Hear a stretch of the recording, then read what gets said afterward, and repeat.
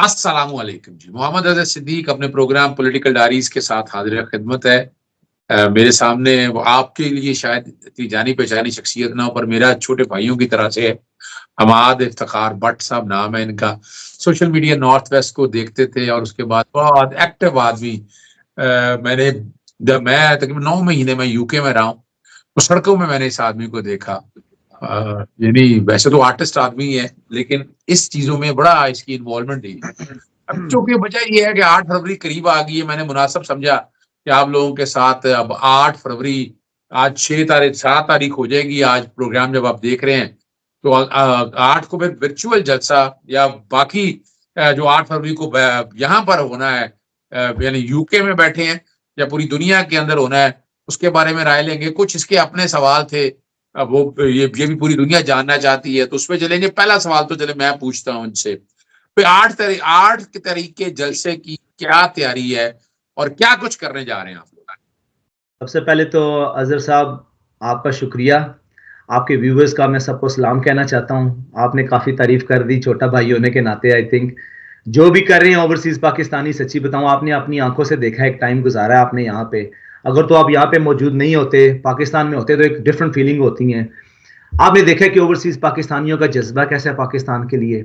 Overseas Pakistani कैसे welcome करते हैं वहाँ से पाकिस्तान से आए हुए लोगों के लिए, अपने भाइयों के लिए, अपनी बहनों के लिए। तो आपके साथ बड़ा अच्छा टाइम गुजरा है। आपने हमें इंफॉर्मेशन वो जो पहले कभी हमारे पास मौजूद नहीं होती थी, वो इंफॉर्मेशन भी हमें दी। हमें उन चीज़ों के बारे में बताया जिसके बारे में पाकिस्तानियों को ज़्यादातर को पता नहीं होता था। तो अल्लाह का शुक्र है कि मैं उस रब का शुक्र अदा करता हूँ कि आपकी सोबत मिली हमें काफ़ी टाइम और बड़ी मोहब्बत दी आपने। तो 8 फरवरी के हवाले से मैं बात शुरू ऐसे करूँगा कि 8 फरवरी 2024 में पाकिस्तान में था। बहुत सख्तियां और वो हालात आपको भी पता है, मुझे भी पता है कि पाकिस्तान में कैसे हालात थे। सबने मना किया पाकिस्तान मत जाना, बच्चों को लेके मत जाएं, फैमिली को लेके मत जाएं। आजकल रडार पे हैं ओवरसीज पाकिस्तानी। पाकिस्तान में हालात ऐसे हैं कि रोज किसी ना किसी को उठाया जा रहा था। मैं जेलम से बिलोंग करता हूं, तो हमारा हल्का 60-61 हमने तो काम करना था वहां पे खान साहब से, अपने पाकिस्तान के साथ, कॉन्स्टिट्यूशन के साथ एक प्रॉमिस किया हुआ था। मेरे व्यूवर्स भी जब मुझे देख रहे होते हैं, मेरे फैंस जब सुनते हैं, तो मैंने उनसे प्रॉमिस किया था कि मैं खान साहब के लिए, पाकिस्तान के लिए, पाकिस्तान की आवाम के लिए पाकिस्तान में आऊंगा जब भी इलेक्शन कभी होगा। तो मैं 8 फरवरी को पाकिस्तान में था। जो चीज मैंने 8 फरवरी 2024 में अपनी तकरीबन कमोबेश 40 साल उम्र कह ले मेरी, जो उसमें मैंने देखा, वो ना कभी देखा था पहले और ना ही कभी एक्सपीरियंस किया था और ना ही कभी सुना था।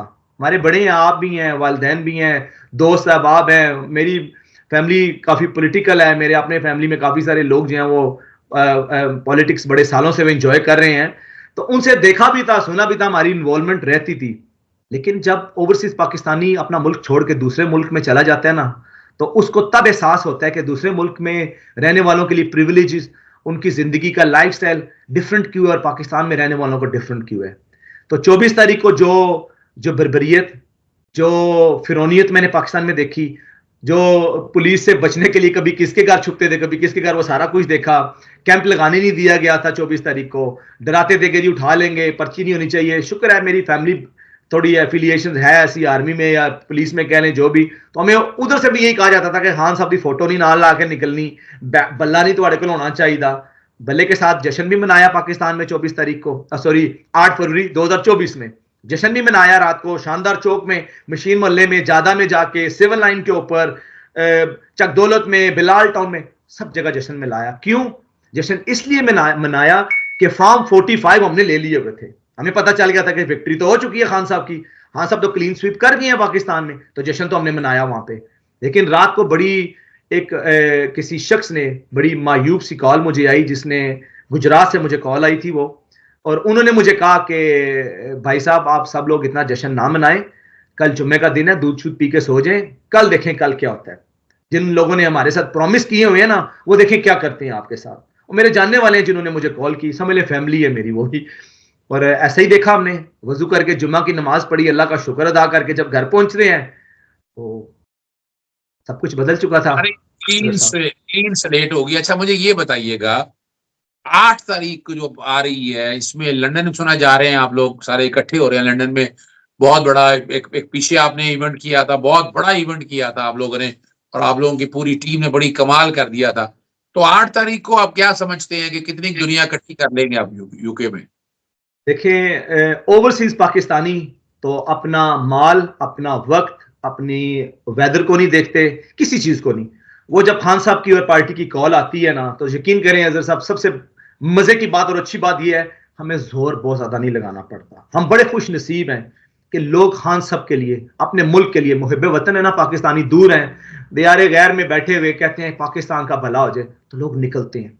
और यकीन करें कि लास्ट जिस जलसे की आपने बात की है, आप बिलीव करें कि मैं एज अ पार्टी वर्कर और इमरान खान साहब का एक छोटा सा सिपाही होने के नाते मैं आपको बताता हूं कि मेरी फीलिंग, मुझे अंदाजा नहीं था कि इतनी दफा हमने जलसे कर दिए थे। उससे पहले जो बड़ा प्रोटेस्ट हमने लंदन में किया था, जो 10 Downing street prime minister house के सामने बिल्कुल यूके के, आप बिलीव करें कि निकलने से पहले बंटी साहब मेरे साथ बैठे थे, हम इकट्ठे गाड़ी में, मैं नदीम अफजल बंटी साहब की बात करूं जो कोर कमेटी के मेंबर भी हैं, वो आए हुए थे, तो हम डिस्कस कर रहे थे। तो उन्होंने मुझे बोला, हमाद क्या लगता है? मैंने कहा सर, इतना हमने लोगों को निकाला ना यहाँ पे, हर हफ्ते में 2 दफा निकालते हैं, तो वेदर इतना ठंडा था, टेम्परेचर माइनस में जा रहा था, यहाँ पे हालात बड़े डिफरेंट से, तूफान था। मैंने कहा कि सर जो एक्सपेक्ट कर रहे हैं ना, मुझे लगता नहीं है। वाकई अल्लाह और अल्लाह के अलावा तो कोई नहीं जानता। हमारे पास इतला थी कि पूरी आप लोगों के काम पूरा है और ये रिकॉर्ड आप लोग इकट्ठे हो गए, हमारे पास इतला थी ये इस बात। पूरे यूरोप में इंग्लैंड ने रिकॉर्ड तोड़ा था। आप बिलीव करें, पुलिस की नफरी इनको यूके वालों को भी एक्स्ट्रा बुलवानी पड़गी, 3 दफा बुलवाई। और आप बिलीव करें कि यूके की पुलिस आपको रोड पे खड़ी नहीं होने देती है। आपको पता है रास्ते नहीं बंद हो सकते यहाँ पे, वो उन्होंने ऐसा सिस्टम मैनेज किया होता है। मैंने पहली दफा अपनी आंखों से रोड्स ब्लॉक देखी वहां पे, मैंने राउंड अबाउट्स ब्लॉक देखे वहां पे, पार्किंग की जगह नहीं थी, लोगों के तिल धरने की जगह नहीं थी। लोग निकले खान साहब के लिए और मुल्क के लिए, और बड़े जज्बे के साथ निकले लोग। लेकिन उसके बाद फिर बर्बरियत भी हमने देखी। फिर 26 और 27 नवंबर की रात जो पाकिस्तान में किया गया, हमने वो भी देखा। और वो फिर मुझे लगता है हॉन्ट करेगा इनको, रहती जिंदगी जब तक इनकी है या जिसकी भी है, इनको हॉन्ट करेगा वो दिन।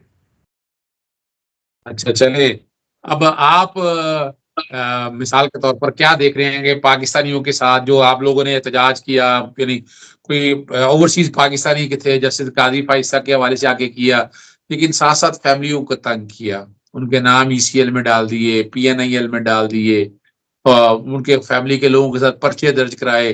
वो मैंने काफी लोगों की मदद इसमें की, पीएनआईएल से निकालने के लिए जो पर्चे दर्ज हुए, उनके फैमिली के कॉन्टेक्ट में मैंने बड़ी पूरी कोशिश की, और उसके खातिर खा नताइज भी अच्छे मिले। ऐसा नहीं है कि नताइज अच्छे नहीं मिले हैं, नताइज भी अच्छे मिले हैं। आप लोगों की हिम्मत और हौसला कम नहीं हुआ, क्या वजह है? अजहर सदीक साहब, सबसे पहले तो मैं इस चीज में आपके व्यूवर्स के लिए ऐड करता चलूं कि आप जो काम कर रहे होते थे ना, मैं आपको बड़ा फॉलो करता हूं, आपसे बड़ी मोहब्बत तो है ही है, बड़े भाई तो है ही है। उससे हट के मैं एज अ पाकिस्तानी होने के नाते, मैं ये भी नहीं कहूंगा पार्टी का, मैं पाकिस्तानी होने के नाते, जैसे आप लोगों के लिए मुआवजा लिए बगैर अपना टाइम निकाल के, इवन आपने, मुझे याद है उमर मलिक जब उनके साथ पाकिस्तान में, जो पीटीआई के जिन्होंने गाने गाए हुए हैं सिंगर हमारे, जो उनके साथ जो कुछ किया गया, मेरा दोस्त है, बड़ा भाई है वो, मेरा बड़ा प्यारा, जिस तरह आपने आपने ये नहीं देखा कोई गरीब है कोई अमीर है, कोई तलक वाला है या नहीं है। मैं देख रहा था, मुझे भी पाकिस्तान के सोर्सेज बता रहे थे, आपका अगर हौसला नहीं टूटा पाकिस्तान में रह के, मार खा के, पाकिस्तान की जो कहते हैं ना 4 दीवारी का तकद्दस का पामाल जो किया गया है या तोड़ी गई है, पाकिस्तान में तोड़ी गई है। अगर वहां पे रहने वाले लोगों का हौसला नहीं ना पस्त हुआ, तो सर हमारा भी नहीं पस्त होगा इंशाल्लाह, हम आपके साथ। और यानी मेरे घर तो आपको पता है, जब यूके में आया था 2023 में 12 अप्रैल को पेट्रोल पंपों से हमला हुआ, फायरिंग हुई। फिर अभी आपने रिसेंटली 2 दिन पहले मेरे घर देखा है कि पुलिस वाले पहुंच गए, उन्होंने आकर जो आपकी सॉरी लेके धमकियां कि हम धमकी शमकी से तो बाज नहीं आने वाले, ना आने वाले। आपके कोई 2 सवाल थे, वो सवाल कर ले, क्योंकि हमारे पास टाइम कम हो रहा है, लोग जवाब दे। जी अजहर साहब, मैं आपसे पहला सवाल तो ये पूछना चाहूंगा कि तमाम तर पाकिस्तानियों का, ओवरसीज पाकिस्तानियों का भी और पाकिस्तान में बसने वाले 25 करोड़ लोगों का भी है कि 26वीं तरमीम जो ये इन्होंने जो ला के मसलत कर दिया, हमारे ऊपर इम्पोज कर दिया है, जिसमें इन्होंने जुडिशरी के अंदर भी एक बहुत बड़ा तूफान चला दिया है, जो आपस में जजेस तक को इन्होंने लड़ाने की कोशिश की है, तफरका पैदा करने के लिए मोस्ट सीनियर तरीन जज जिनको इन्होंने बांधने की कोशिश की है, हमने दुनिया में कहीं और तो देखा नहीं है। इसका हल क्या पाकिस्तानी अपनी जिंदगी में देखेंगे कुछ, इसको बदलते हुए देखेंगे? बहुत शुक्रिया। धन्यवाद, आपका बड़ा कंसर्न है। और याद रखिएगा, सारा कुछ डिपेंड ये 26वीं आईनी तरमीम पे कर रहा है। यानी उन्होंने कोशिशें पूरी करके देख ली, इमरान खान साहब को जेलों में भेज दिया, उन्होंने कहा 2 दिन से ज्यादा रह नहीं सकेगा। इमरान खान रहे भी, तकलीफें बर्दाश्त की, किसी अस्पताल में नहीं गए, कहीं उनके प्लेनेट ऊपर नीचे नहीं आए, उनको सजाएं दे दी, 4 केसों में सजाएं दी। साइफर बरियत हो गई, इद्दत का केस बरियत हो गई, और जो तोशाखाना 1 है, तोशाखाना 2 है, इलेक्शन कमीशन वाला और नया वाला, वो केस है कोई नहीं, उनमें बरियत यकीनी लिखी हुई। 190 मिलियन पाउंड में भी कोई हालात नहीं है, ये केस भी अब मेरिट पे आया तो उड़ जाएगा। तो अब ये सारे मामले को कंट्रोल करने के लिए उनके पास एक ही हल था कि सुप्रीम कोर्ट या अदालतें अपने काबू में की जा सके। 26वीं आईनी तरमीम का मकसद 2 है बेसिकली। एक तो ये है कि अदालतें उनके कंट्रोल में आए, जजेस पैक कर लें, जजेस अपनी मर्जी के लगा लें, सुप्रीम कोर्ट अपनी मर्जी की भर्ती कर ले, और हाई कोर्ट में इस वक्त 39 जजेस जो हैं हाई कोर्ट में लगा लिए, और मेजोरिटी ऑफ द जजेस के बारे में ओपिनियन यही है कि वो गवर्नमेंट की साइड पे जाएंगे और जो गवर्नमेंट चाहेगी। अब ज्यादा टारगेट जो है वो इस्लामाबाद हाई कोर्ट में जजेस तैनात भी किए और ट्रांसफर कर भी लेकर गए, और मकसद ये था कि इस्लामाबाद हाई कोर्ट का चीफ जस्टिस उनकी मर्जी का आ जाए, और Islamabad high court justice Aamir Farooq साहब के एलिवेशन के बाद, सुप्रीम कोर्ट जाने के बाद वो खाली ना हो जाए। तो वहां जो है, मिसाल के तौर पर 190 मिलियन पाउंड की जो सजा हो, इसकी अपील इस्लामाबाद हाईकोर्ट में जानी है। तोशाखाना का जो केस है, जो नया ट्रायल चल रहा है, उसकी क्वेश्चन के हवाले से है, वो भी इस्लामाबाद हाईकोर्ट में है। फिर 2 अपीलें और हैं, एक तोशाखाना 1 की और तोशाखाना 2 की। तो ये मंतकी है जाम की तरफ है, इमरान खान को अंदर रखना बहुत मुश्किल और नामुमकिन है। तो अब इस सारे चीज को खत्म करने के लिए आईनी पैकेज लाया गया, और इस आईनी पैकेज का काम सिर्फ और सिर्फ अदालतों को कंट्रोल करना है, जेर असर करना है अपने, और उसमें अब किसी हद तक कामयाब हो गए कि देखा आपने इस्लामाबाद हाईकोर्ट में केसेस सारे जो है जूनियर मोस्ट जजेस के पास केस लगा दिए गए। अब 11 तारीख को सुप्रीम कोर्ट में और जजेस तैनात करके 26वीं आईनी तरमीम, आपको मैंने चैलेंज की हुई है, तो मैंने वहां सवाल भी उठाया कि यहाँ से आपका जुडिशल कमीशन में जो तादाद हो गई है सिविलियन की, और वो लोग जो जजेस की अपॉइंटमेंट अपने तय कर रहे हैं, उसमें फुल कोर्ट बनाने का हमने कहा था। अब फुल कोर्ट से मौजूदा हालात में बनता है तो सस्टेन करना बड़ा मुश्किल है। यहाँ जजेस चाहिए उनकी अपनी मर्जी के, गवर्नमेंट की मर्जी के जजेस चाहिए कि जो 26वीं आईनी तरमीम इकट्ठे बैठा के ये बेनिफिशरी होंगे। तो ये 26वीं तरमीम से सारा कुछ डिपेंड करता है। अगर तो मेरिट पे गया और ये 16 मेंबर बेंच ने सुना, तो मुझे बड़ी उम्मीद है कि 26वीं तरमीम कलअदम हो जाएगी। उसके नतीजे में तमाम जजेस जो है, जो एलिवेट हुए हैं, वो सारे फारिग होंगे, और उनकी जो है ना, हम आ जाएंगे बैक टू स्क्वायर 1 के ऊपर। तो उससे आप समझ सकते हैं आसानी हो। और अगर ये 26वीं तरमीम को कामयाब हो गए तो फिर हालात कुछ इतने अच्छे नहीं है। फिर आप कह सकते हैं कि ये लड़ाई थोड़ी सी दूर तक जाएगी, लड़ाई लड़नी पड़ेगी, लेकिन लड़ाई तो हम लड़ ही रहे हैं और लड़ाई लड़ते रहेंगे। शुक्रिया अजहर साहब, आपने बड़ा डिटेल्ड तरीके से इसको एक्सप्लेन किया है। बहुत सारे पाकिस्तानियों को, स्पेशली ओवरसीज पाकिस्तानी, इसके ऊपर बड़ी नज़र रख के बैठे हुए हैं, क्योंकि हमारे अपने देखें जिंदगियां, हमारी लाइफ, हमारे असासे सारे इसी की स्टेक पे हैं। पाकिस्तान में हमने खान साहब के टाइम पे, जब खान साहब को एक टाइम पे गवर्नमेंट खान साहब के पास थी, 3 साल में हमने बड़ी चेंजेस देखी पाकिस्तान में। मैं इवन खुद विक्टिम रहा हूँ कई चीज़ों का। मेरी प्रॉपर्टी का इशू रहा, मेरे बैंक अकाउंट्स का इशू पाकिस्तान में हुआ। तो खान साहब ने उस जमाने में एक वो हॉटलाइन सिस्टम शुरू किया था, जो कंप्लेन लॉक करने वाला।